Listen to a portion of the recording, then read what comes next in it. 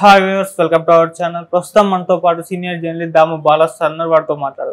నమస్కారం సార్. నమస్తే సార్, సాయి ధరమ్ తేజ్ గారిది ఒక మూవీ గాంజా శంకర్ మూవీ రాబోతుంది సార్. అయితే ఇప్పుడు ఈ సినిమా పైన నార్కోటిక్స్ వాళ్ళు టీఎస్ నార్కోటిక్స్ వాళ్ళు ఏమంటున్నారంటే ఈ సినిమాని మేము ఆడనీయము, ఈ సినిమా కొన్ని ఆంక్షలు ఉన్నాయి మాకు అని వాళ్ళు చెప్పడం చూస్తున్నాం సార్. మరి ఏం జరిగి ఉంటుంది, ఎందుకు వీళ్ళు రియాక్ట్ అయ్యారు సార్? సాయి ధరమ్ తేజ్ మామూలుగానే అతని కెరీర్ కష్టాల్లో ఉంది. ఆల్రెడీ ఈ సినిమా రిలీజ్ అవుతుందా లేదా అనే డౌట్ ఉంది. గాంజా శంకర్ అట్లాగే మట్కా కూడా రిలీజ్ అవుతుందా లేదా, అది పాన్ ఇండియా సినిమాని తీశారు, ఓవర్ బడ్జెట్ అయింది, ఇలాగా వినిపిస్తున్నాయి గాసిప్స్.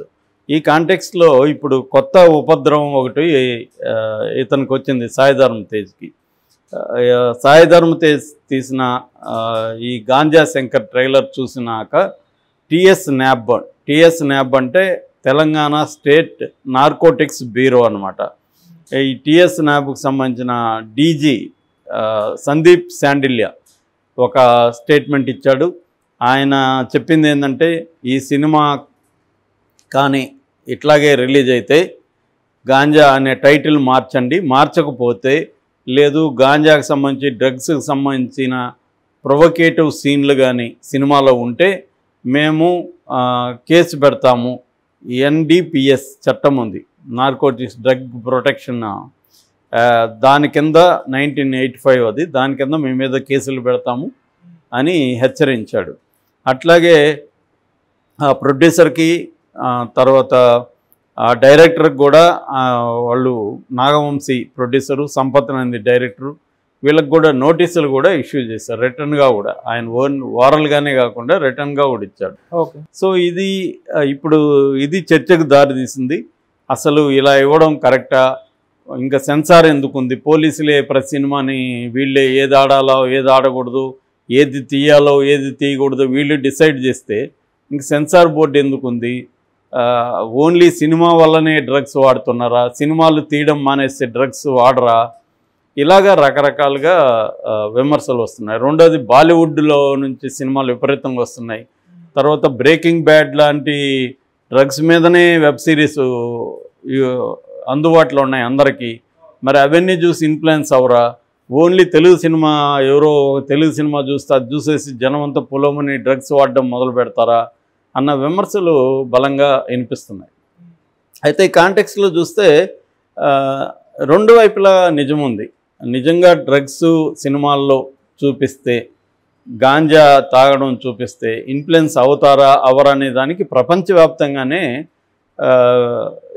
ఏకాభిప్రాయం లేదు. సైకాలజిస్టులలో ఏకాభిప్రాయం లేదు, అనేక రీసెర్చ్లలో కూడా ఏకాభిప్రాయం లేదు. ఆ మధ్యనే దీని మీద రీసెర్చ్ చేశారు. సినిమా ఇన్ఫ్లుయెన్స్ అంటే సినిమాలలో డ్రగ్స్ చూపించడం, గాంజాని చూపించడం, ఇటువంటి అనేక మాదక ద్రవ్యాల్ని తీసుకుంటున్నట్టు ఎంజాయ్ చేస్తున్నట్టు చూపించడం వల్ల యూత్లో పిల్లల్లో ప్రభావం ఉందా లేదా అన్న దాని మీద అనేక స్టడీలు చేస్తే ఆ స్టడీల మధ్య ఏకాభిప్రాయం లేదు. కొన్ని స్టడీలు, for example American pediatric association చేసిన స్టడీలో దీని ప్రభావం ఏమీ లేదని తేల్చారు. కానీ ఇంకొక కొన్ని సర్వేలలో ప్రభావం ఉంది, దాన్ని చూసిన చాలామంది యూత్ ఆ ప్రభావానికి లోనవుతున్నారు అని అక్కడ అమెరికాలో కూడా టీవీలో దీని మీద బ్యాన్ విధించారు. అయితే బ్రేకింగ్ బ్యాడ్ లాంటివి మరి అక్కడే వచ్చాయి. సినిమాలలో కూడా ఒక స్టడీ ఏం చెప్తుందంటే, అమెరికన్ సినిమాలలో 22% వరకు ఈ డ్రగ్స్ మీదనే ఉంటున్నాయి ఆ సినిమాల్లో. సీన్లు కావచ్చు, సినిమా కావచ్చు, ఏదో ఒకటి. మొత్తానికి 22% ఆఫ్ హాలీవుడ్ సినిమా డ్రగ్స్ చూపిస్తున్నారు అనేది చెబుతున్నారు. మన ఇండియాలో కూడా ముఖ్యంగా బాలీవుడ్లో బాగా డ్రగ్స్ని చూపిస్తున్నారు అనేది విమర్శ ఉంది. ఉడతా పంజాబ్ లాంటి సినిమాలు వచ్చాయి. సో బాలీవుడ్లో కూడా డ్రగ్స్ వాడకం మీద ఎక్కువ చూపిస్తున్నారు. వాటిని వీళ్ళు పోలీసులు పట్టించుకోవట్లేదు, తెలుగు సినిమానే పట్టించుకుంటున్నారు.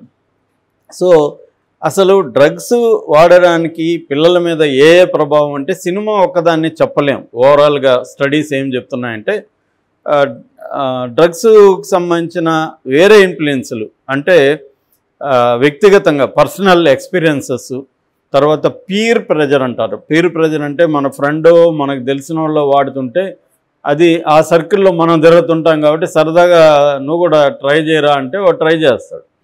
అలాగా ఎక్కువ జరిగేది అదే. ప్రపంచవ్యాప్తంగా ఎక్కువ డ్రగ్స్ ఏ సర్కిల్ లేనివాడు నేను సినిమా చూసేసి నేను కూడా డ్రగ్స్ వాడాలి అని వాడు బయలుదేరి డ్రగ్స్ కోసం వెతకడం అనేది చాలా తక్కువ.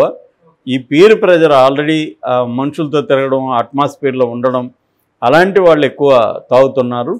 అసలు ఏ రకమైన ఇంట్రెస్ట్ లేనివాడు, ఏ రకమైన సర్కిల్ లేనివాడు ఒక సినిమాలో గాంజా శంకర్ అనే సినిమా రిలీజ్ అయితే ఇదేదో బాగుందిరా మనం కూడా గాంజా తాగాలి అనుకునే వాళ్ళ సంఖ్య వెరీ వెరీ లెస్ ఉంటుంది అనేది ఎక్కువ మంది చెప్తున్నారు.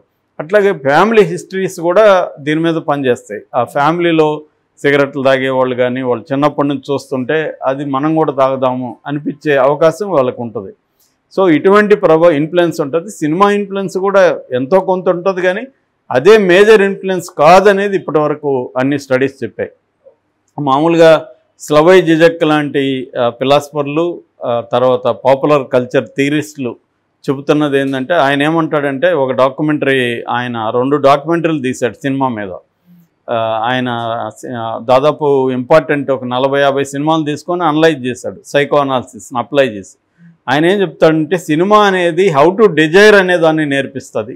అంటే ఒక కోరికను ఎలా కోరుకోవాలో సినిమా చూసే వాళ్ళకి సినిమా నేర్పిస్తుంది అంటాడు ఆయన. సో ఆ రకంగా సినిమా ఇన్ఫ్లుయెన్స్ చేస్తుంది. అంటే మనం ఇలా ఈ స్టైల్లో సిగరెట్ తాగాలి, అందుకనే షారుఖ్ ఖాన్ లాంటి వాళ్ళు సినిమాలో నేను సిగరెట్ తాగనని ప్రకటించారు. ఎందుకంటే హీరో బీడీ ఇలా స్టైలైజ్డ్గా తాగితే మనం కూడా అలా స్టైలైజ్డ్గా తాగాలని హీరోల్ని అనుకరించే యూత్ విపరీతంగా ఉంటుంది. ముఖ్యంగా థర్డ్ వరల్డ్ కంట్రీస్లో ఇక్కడ ఎడ్యుకేషన్ అంత బలంగా లేదు భారతదేశం లాంటి దేశాల్లో.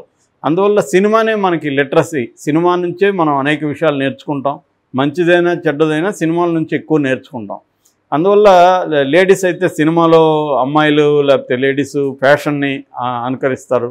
జెంట్స్ కూడా సినిమాలో హీరోలు ఎలాంటి టీషర్ట్లు వేస్తారు, ఎలాంటి హెయిర్ స్టైలు అవన్నీ కాపీ కొడతారు. మనకి అబ్బాస్ హెయిర్ స్టైల్ ఇప్పటికీ పాపులర్ ఉంది. కొంతమంది కమల్ హాసన్ హెయిర్ స్టైల్ ఒకప్పుడు విపరీతంగా పాపులరు హెయిర్ స్టైలు, ఆయన కాస్ట్యూమ్స్.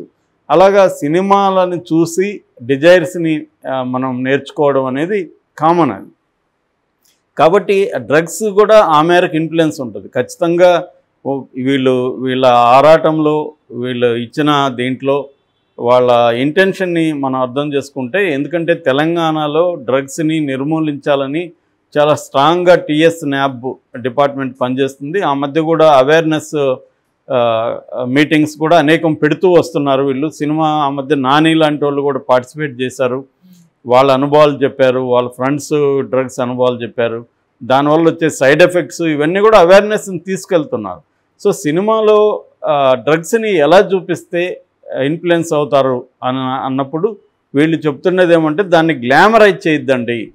సినిమాల్లో మీరు చూపించదలుచుకుంటే ఆ డ్రగ్ వాడడం వల్ల వాళ్ళు ఎటువంటి ఇబ్బందులు ఎదుర్కొన్నారు, ఎటువంటి వాళ్ళకి మెడికల్ ప్రాబ్లమ్స్ వచ్చాయి, దాని కాన్సిక్వెన్సెస్ పరిణామాలు ఎంతో ఘోరంగా ఉన్నాయి అవి చూపించండి. అంటే ఆ సినిమా చూస్తే డ్రగ్ జోలికి వెళ్ళకూడదు, అలా ఉండాలి తప్ప దాన్ని గ్లామరైజ్ చేయడం, నార్మలైజేషన్ అంటారు. నార్మలైజేషన్ అంటే తీసుకోవడం కామనే అన్నట్టుగా.